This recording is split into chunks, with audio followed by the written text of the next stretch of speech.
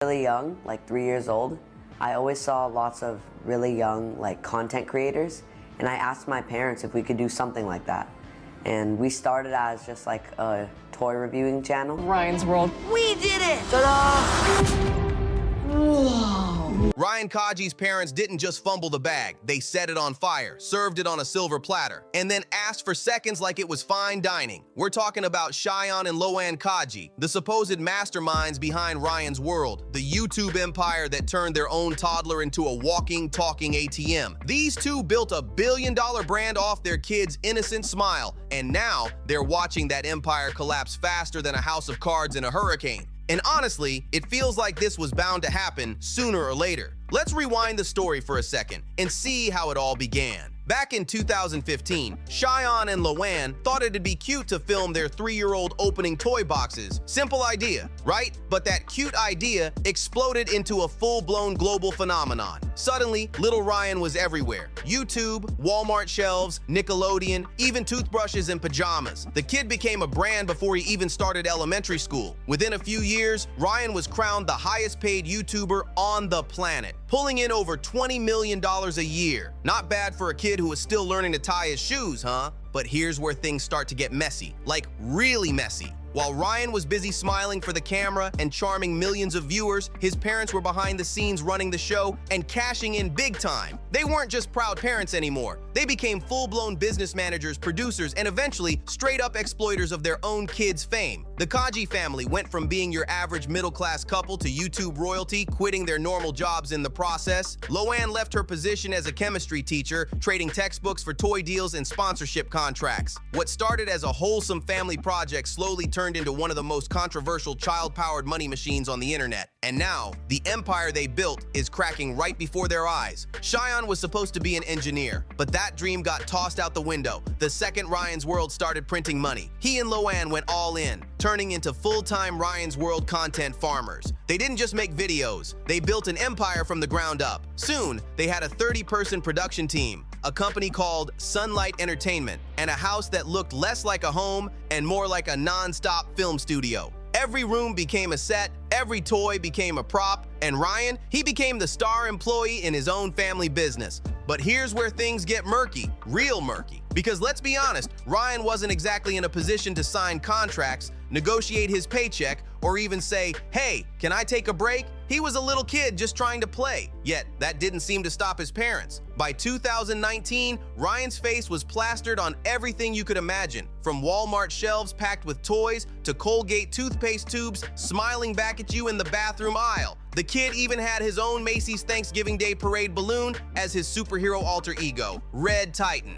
That's not just fame, that's global domination before hitting double digits. And still, people couldn't help but look at this whole operation with serious side-eye. Critics were whispering that something didn't feel right, like this wasn't just family fun anymore. The whispers turned into headlines when the FTC stepped in to investigate, because apparently turning your living room into a 24/7 advertisement disguised as playtime tends to raise a few eyebrows. Who could have guessed, right? Consumer watchdogs accused the Kajis of blurring the line between content and ads, tricking millions of kids into watching commercials that look like regular fun videos. Suddenly, the empire that looked so shiny started to show some cracks, and people were finally paying attention. It's almost like nobody stopped to think that preschoolers can't tell the difference between Ryan loves this toy and Ryan's getting paid to love this toy. Kids were watching their favorite YouTuber rave about products without realizing they were watching one giant commercial. It got so bad that the family had to rebrand from Ryan's Toy Review to Ryan's World, hoping to make things sound less like a business and more like fun. But come on, changing the name doesn't change the game. That's like calling a casino a fun money adventure zone. Same hustle, just a different label. But the money machine didn't stop spinning. Sponsored deals kept rolling in non-stop because apparently ethics don't pay the bills the way overworking a child does. And speaking of overworking, let's talk about those insane numbers. Ryan was cranking out up to 25 video segments every single week across multiple YouTube channels. 25! That's more content than most grown-up YouTubers can handle, and this kid was still learning his multiplication tables. Every part of Ryan's life was turned into profit. Family vlogs, toy tests, science experiments, morning routines, bedtime routines, you name it. The boy couldn't even brush his teeth without someone yelling, "That's a wrap." And here's the part that makes it even worse. There were no laws protecting Ryan's earnings like the ones Hollywood child actors get under the Coogan Law. That means every dollar this kid earned legally belonged to mom and dad. All those millions from YouTube ads, merch, and brand deals, none of it had to be saved for him. So while Ryan was out here being the family's breadwinner, his parents were the ones slicing the bread, spreading the butter, and probably owning the whole bakery too.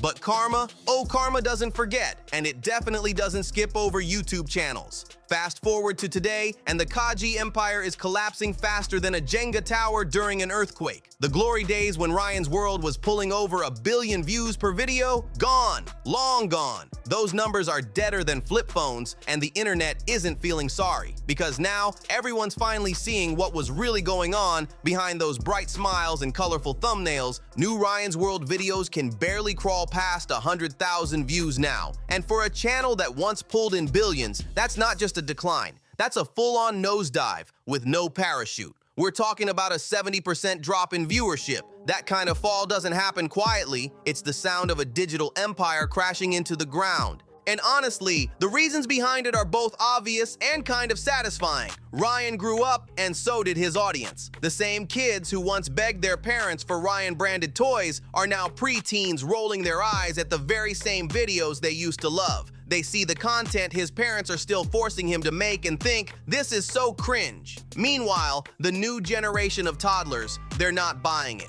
They don't want to watch a teenager pretend to be amazed by plastic dinosaurs and toy slime. It's like watching your older brother play with action figures in slow motion. Just awkward for everyone. But hold on, because things get even messier for the Kaji crew. After the whole COPPA, Children's Online Privacy Protection Act, crackdown, YouTube completely changed its algorithm. Suddenly, channels that featured kids weren't getting the same royal treatment they used to. The autoplay, the recommended boosts, the big ad revenue, all gone. Overnight, their golden ticket stopped working. Even Loanne herself admitted that they lost about 70% of their income just like that. That's not a pay cut, that's financial amputation. And just when it looked like things couldn't possibly get worse, the Kajis decided to double down and go Hollywood. They released Ryan's World, the movie, Titan Universe Adventure. Sounds big, sounds flashy, right? Nope. This cinematic masterpiece ended up being one of the most expensive flops in YouTube history. With a $10 million production budget, the movie only grossed $624,000. That's almost a $9.5 million loss. Absolute disaster. Theaters were emptier than a Logan Paul apology video, and by the third weekend, indie films no one had even heard of were outpacing Ryan's World at the box office. It was supposed to be their comeback moment, a chance to prove the brand still had magic, but instead, it turned into a brutal reality check. The empire that once ruled YouTube couldn't even fill a theater, and the silence from fans said it all. Nobody's buying the act anymore. The movie flopped so hard you could practically hear the echo bouncing off the empty theater walls. Seats were empty, popcorn untouched. It was like a ghost town with a projector. And honestly, it felt like poetic justice. The film that many saw as a quick, desperate money grab by Ryan's parents ended up fast-tracking their downfall instead. But here's where things take a darker turn, way darker. As Ryan started showing signs that he was completely over the whole YouTube grind, his energy dropping, his tone flat, his smiles fading, it became painfully obvious the kid wasn't having fun anymore. You could see it in every new video. He looked tired, drained, and like he'd rather be literally anywhere else. And instead of giving him a break, his parents made a move that would make even the greediest stage parents blush. They shifted the spotlight onto his little twin sisters, Emma and Kate.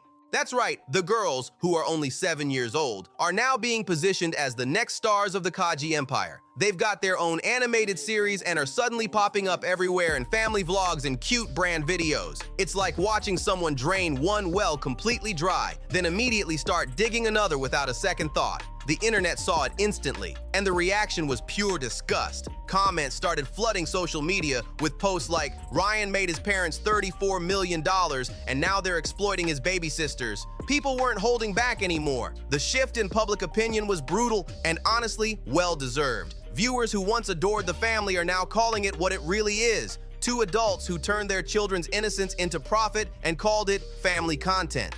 What was once seen as wholesome now looks like a polished version of exploitation hiding in plain sight. And society has noticed. Multiple US states have already started pushing for new kidfluencer laws, rules that force parents to set aside a portion of the earnings their children make online. That's basically the government admitting the Kaji model wasn't inspiration. It was exploitation dressed up with toy unboxings and bright thumbnails. Even recent interviews with the Kajis have become hard to watch. When Ryan appeared on a podcast not long ago, fans couldn't ignore how uncomfortable he looked. His posture tense, his voice quiet, barely speaking at all. It didn't look like a confident young star. It looked like a kid who's been carrying the weight of an entire brand for way too long, and for the first time, the internet isn't buying the smiles anymore. They're seeing the truth behind the camera flashes. The Kaji family's reputation is in absolute ruins. Their once shiny image as the perfect YouTube family has crashed and burned, leaving behind nothing but the title they'll never shake off. The parents who use their kid for fame and fortune. The gravy train has officially jumped the tracks, and honestly, it couldn't have happened to more deserving people. For years, they treated childhood like a business plan, and now the bill has finally come due. So here's to Ryan Kaji. May he finally get the peace, privacy, and normal teenage years he deserves. The kid earned that right a long time ago. And as for his parents, may they sit back in that mansion, built off their son's childhood, and watch every brick of their empire crumble in slow motion. Because when you build success on someone else's innocence, especially your own kids, the collapse always hits twice as hard. Sometimes the best revenge isn't shouting, exposing, or dragging, it's just sitting back and letting karma clock in for overtime. And in this case, karma's not just working overtime, it's pulling a double shift. But hey, what do you think about all this? Do you think Ryan's parents deserve the downfall they're facing, or is it just part of the YouTube curse? Drop your thoughts in the comments, don't forget to like, subscribe, share, and I'll see you in the next one.